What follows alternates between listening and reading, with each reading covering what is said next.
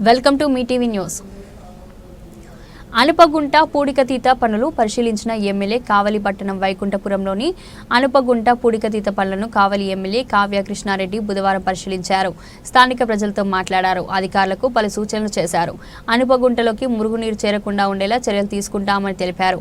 పూడికతీత పనుల వలన సమీపంలోని బావుల నీరు కూడా కలుషితం కాకుండా ఉంటుందని తెలిపారు. ప్రజలు అధికారులు అందరి సూచనలతో అనుపగుంటకు ఒక కొత్త రూపం తీసుకొస్తామని తెలిపారు. ఈ కార్యక్రమంలో మున్సిపల్ డిఈ సాయిరాం, టీడీపీ నేతలు కండ్లగుంట మధుబాబు నాయుడు, పొట్లూరి శ్రీనివాసులు, స్థానిక వార్డు నాయకులు, కార్యకర్తలు, అధికారులు పాల్గొన్నారు.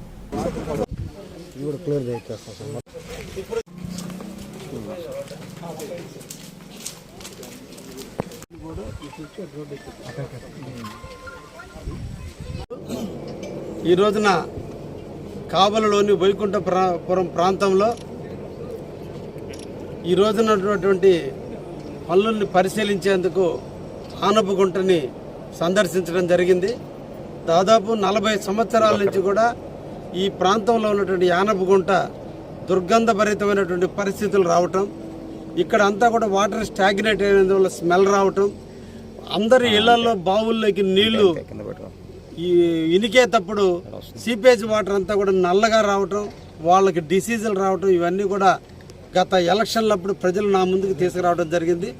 అందులో భాగంగా ఆనపగుంటని క్లీన్ చేయాలి, ఈ ప్రాంతాన్ని పరిశుభ్రంగా ఉంచాలి, వీలైతే దీన్ని ఒక పర్యాటక ప్రాంతంగా కావలి వాసులందరూ సందర్శించే విధంగా వాకింగ్ ట్రాక్ కూడా ఏర్పాటు చేయాలని ఒక ఆలోచనతో ముందు డ్రైనేజీ వ్యవస్థను మెరుగుపరచాలి. వీటన్నిటి కోసంగా ఈరోజు సిల్ట్ తీసే కార్యక్రమాన్ని స్వీకారం చుట్టడం జరిగింది.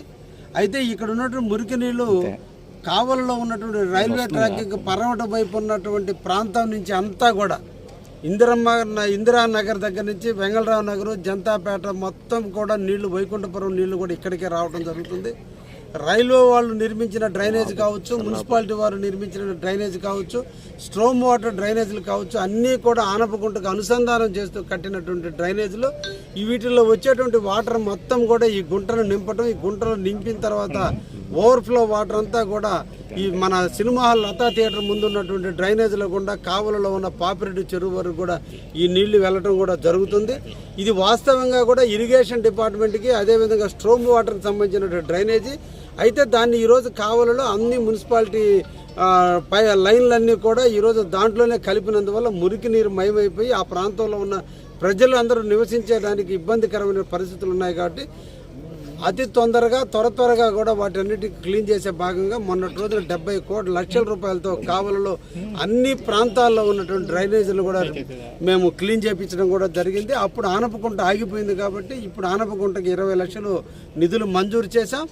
ఇక్కడికి వచ్చి పరిశీలించిన తర్వాత ప్రజలు పడే కష్టాలు చూసిన తర్వాత ఇంకా దీనికి పరిశీలించి ఏ విధంగా చేస్తే బాగుంటుంది అనేది అధికారులతో కూడా తెలుసుకొని, అధికారులు మేము కూర్చొని రైల్వే అధికారులు కూడా పిలిపించి ఈ వాటర్ ఎలా పోవాలి, అదేవిధంగా ఓవర్ బ్రిడ్జి కంప్లీట్ అయిపోయేదాకా కూడా ఈ ఆనపగుంటలో ఉన్నటువంటి నీళ్లు పోయే ప్రాంతం నుంచే ప్రజలు వెళ్లాల్సిన అవసరం ఉంది. కాబట్టి వాళ్ళకు కూడా అప్పటి వరకు కూడా వాళ్ళకి ఇబ్బంది లేకుండా నీళ్లు మురికి నీళ్లు ఒకవైపు, ప్రజలు ఇంకొక వైపు వెళ్లే విధంగా కూడా దీన్ని ప్లాన్ చేస్తున్నాం. తప్పకుండా అందరికీ కూడా అనుకూలమైనటువంటి విధంగానే ప్రజలకు మెరుగైన సేవలు అందుతాయని కూడా ఈ సందర్భంగా తెలియజేస్తున్నా. ఇదే విధంగా కావలిలో ఇంకా కూడా వెంగళరావు నగర్లో ముస్లిమ్స్కి సంబంధించిన షాదీ మంజిలు కూడా ఎప్పటి నుంచో కూడా అనాదిగా కూడా గత 5-6 సంవత్సరాలుగా నిర్వీర్యమైపు ఉంటే దానికి కూడా ఈరోజు మరమ్మతులు చేస్తున్నాం. ముస్లిం సోదరులందరూ కూడా వాళ్ళ ఇంట పెళ్లి తంతు అంతా కూడా కళ్యాణ మండపంలో చేసుకునే విధంగా వాళ్ళకి సులభతరమైన రేట్లకి మున్సిపాలిటీ ద్వారా వాళ్ళు కళ్యాణ మండపం తీసుకునే విధంగా కూడా దానికి కూడా 30 లక్షల రూపాయలు కేటాయించడం జరిగింది. అది కూడా తొందరలోనే పూర్తి కాబోతుంది. ముఖ్యంగా ఈ రోజున ఇంటింటా ఎమ్మెల్యే కార్యక్రమంలో భాగంగా నేను ఇప్పటికి 4 వార్డులను సంచరించడం జరిగింది. 35వ వార్డును సంచరించినప్పుడు 35వ వార్డులో చిన్న మౌలిక సదుపాయాల కోసం 7.5 లక్షల రూపాయలు ఈరోజు దానికి కేటాయించడం జరిగింది. టెండర్లు దశలో ఉన్నాయి. టెండర్లు పూర్తయిన వెంటనే ఆ ప్రాంతంలో ఏవైతే మేము గుర్తించడం జరిగిందో ప్రభుత్వ అధికారులు, మున్సిపల్ అధికారులు అవన్నీ కూడా ప్రజలు ఏవైతే అడిగారో వాటన్నిటిని కూడా పరిష్కారం చేయటం కూడా జరుగుతుంది. అదేవిధంగా 25వ వార్డుని సంచరించినప్పుడు అక్కడ main water, storm water drainage లేక ఇళ్లలో నీళ్లు ఉంటున్నాయని సూచించడం జరిగింది. దానికి కూడా 23 లక్షల రూపాయలు నిధులని ఈరోజు వారికి కూడా హెచ్చించడం జరిగింది. అదేవిధంగా 8వ వార్డులో కూడా ఇంటంటే ఎమ్మెల్యే కార్యక్రమంలో భాగంగా నేను పర్యటించినప్పుడు చింతంవారి వీధిలో రోడ్డు లేక చాలామంది ఇబ్బందులు పడుతూ ఉన్నారు. ఆ రోడ్డు అంతా బద్దలుగా పగిలిపోయి ఉంది. దాన్ని కూడా గుర్తించాం. అందుకని ఆ వార్డుకి 32 లక్షల రూపాయల నిధులు మంజూరు చేయించాం. ఈ అంతా కలిపి 64 లక్షల రూపాయలతో ఈరోజు టెండర్ పూర్తయి టెండర్ దశలో ఉంది. ఏ ప్రాంత వాసులైతే ఉన్నారో ఆ ప్రాంత వాసుల చేతనే ఆ వర్కులు చేపించి తొందరలోనే నేను చెప్పిన మాట మీద 2 నెలల్లో పూర్తి చేస్తానని చెప్పిన వర్కులన్నీ కూడా పూర్తి చేసే దిశగా ముందుకు పోతున్నాం.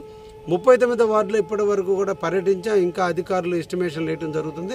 మళ్ళా ఇంటింటా ఎమ్మెల్యే కార్యక్రమంగా ఇంకో 4-5 వార్డులు పూర్తయిన తర్వాత ఆ ప్రాంతాల్లో కూడా నిధులు కేటాయించడం కూడా జరుగుతుందని కూడా ఈ సందర్భంగా తెలియజేస్తూ అభివృద్ధి ప్రదాత అయినటువంటి శ్రీ నారా చంద్రబాబు నాయకత్వంలో ఈ రాష్ట్రం ఎప్పుడు కూడా అభివృద్ధి పథంలో పోతుంది. రేపటి రోజున ముఖ్యమంత్రి నెల్లూరు జిల్లా ఆత్మకూరు ప్రాంతాన్ని పర్యటిస్తున్నాడు. అదేవిధంగా ఎల్లుండిన అమరావతికి 1,00,000 కోట్లతో కట్టే అమరావతి నిర్మాణం కోసం ప్రధానమంత్రి మన రాష్ట్రానికి రాబోతున్నాడు. మోడీ నాయకత్వంలో, చంద్రబాబు నాయుడు గారి నాయకత్వంలో, పవన్ కళ్యాణ్ గారి నాయకత్వంలో, త్రిమూర్తులు లాంటి వారి ముగ్గురు నాయకత్వంలో కావలి కూడా అభివృద్ధి చెంది తీరుతుందనే విషయాన్ని కూడా తెలియజేస్తున్నాం.